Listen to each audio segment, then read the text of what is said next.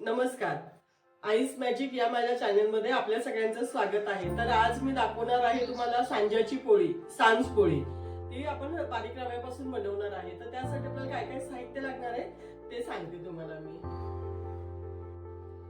तर सांज पोळी बनवण्यासाठी आपल्याला लागणार आहे हे बारीक रवा आहे, हे मिल्क पावडर घेतली आहे, हा गूळ आहे, चवीनुसार मीठ आहे, ही सुंठ पावडर घेतली आहे थोडी, ही जायफळ पावडर घेतली आहे, ही वेलची पावडर आहे आणि आपला घरगुती साजूक तूप आहे. आणि कणिक मळण्यासाठी आपल्याला गव्हाचं पीठ लागणार आहे, मीठ आणि पाणी. तर मी आधी कणिक मळून ठेवणार आहे, म्हणजे आपली कणिक थोडी भिजली पाहिजे, म्हणून मी आता कणिक मळून घेणार आहे. आता मी पीठ घेतलंय गव्हाचं, त्याच्यामध्ये टाकते, थोडं चवीनुसार मीठ टाकून घेते आणि पाणी टाकून मळून घेणार आहे. हे मिक्स करून घेते मस्त मीठ सगळीकडे. छान मऊ मळून घ्यायची कणिक आपल्याला.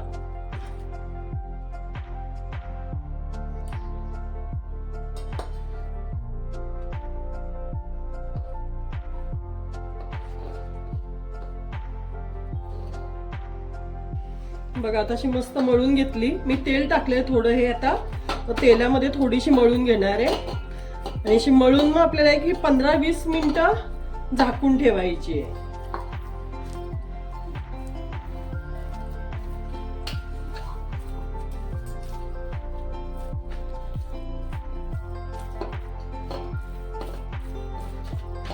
बघा आता आपली मस्त कणिक अशी मऊ मळून घेतली आहे मी. आता जरा 15-20 मिनिटं मी झाकून ठेवणार आहे. आता कणिक आपली साईडला ठेवून देऊया आणि आता आपण शिरा बनवून घेऊया गुळाचा. तर आता मी एका साईडला ठेवलंय पाणी, त्याच्यामध्ये मी टाकून घेणार आहे गुळ.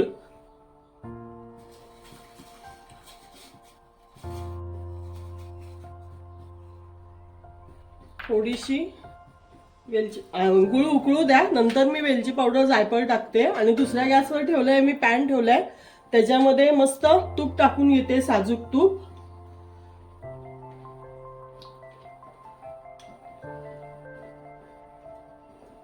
त्यावर आपल्याला रवा आपल्याला तो थोडा भाजून घ्यायचा आहे, जास्त डार्क नाही करायचा आहे, थोडासा भाजून घ्यायचा आहे.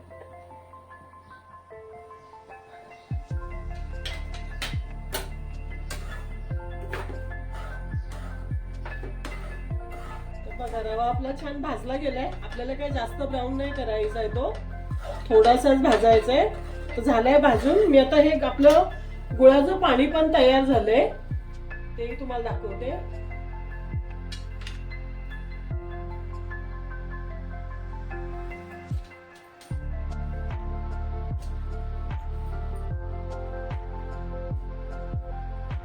तर गुळाचं पाणी आपलं झालंय रेडी. त्याच्यामध्ये मी आता हे सुंठ पावडर टाकून घेते, थोडी सुंठ पावडर, जायफळ पावडर, वेलची पावडर,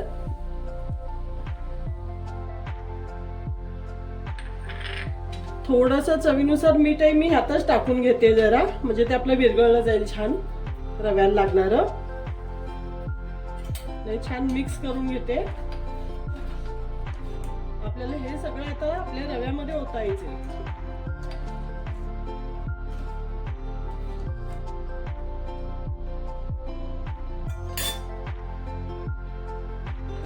तर बघा आपला रवा आता मस्त झालाय. थोडीशी मिल्क पावडर घेतलेली ना मी, ते आपल्याला खव्याची टेस्ट द्यायची जरा आपल्या पोळ्यांना, त्याच्यामुळे मी ही मिल्क पावडर घेतली. ती मी आता रव्यामध्येच एकच मिनिटं थोडीशी परतून घेते आणि मग आपण हे पाणी गुळाचं केलेलं आहे ना, ते ओतून घेऊया त्याच्यामध्ये.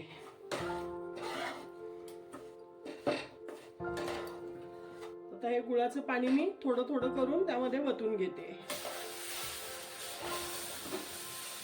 छान मिक्स करून घेऊया.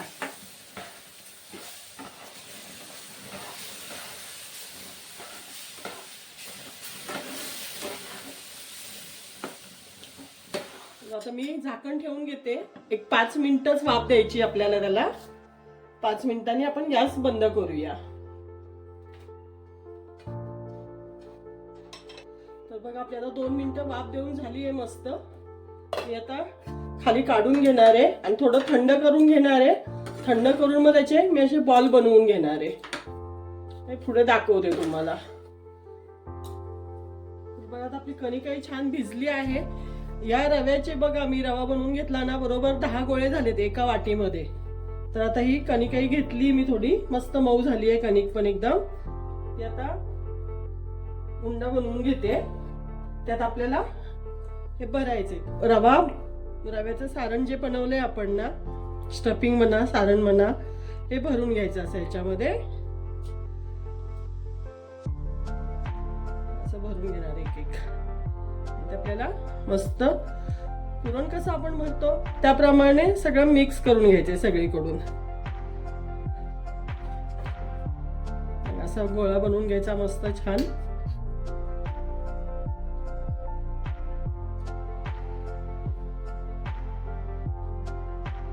वरचं पीठ काढून टाकते मी.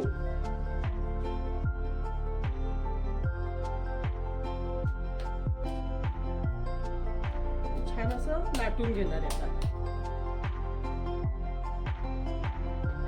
गव्हाचं पीठच घेतलंय मी त्याला लावायला.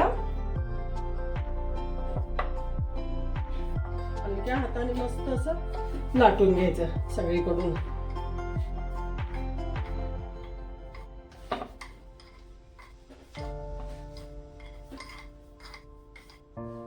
तर बघा आपली पोळी आता लाटून झाली आहे. आता मी थोडं तूप टाकून घेते तव्यावर.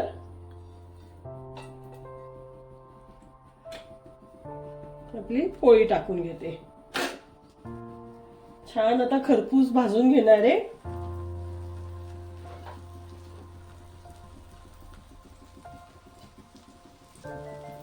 तर आता एका साईडने आपली भाजली गेली आहे पोळी. आता मी ही पलटी मारते. बघा मस्त खरपूस भाजली गेली आहे ना. मस्त भाजून द्यायची अशी दोन्ही साईडने ना, छान भाजून द्यायची. खरपूस एकदम मस्त भाजून द्यायची. बघा फुलते पण छान. आता थोडस परत तूप टाकते मी.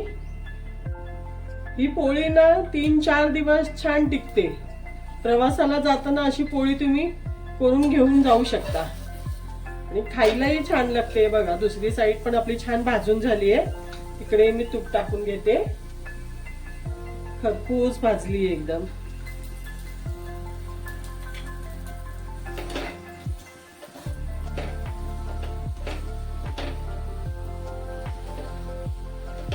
फुलली ना मस्त सगळीकडून.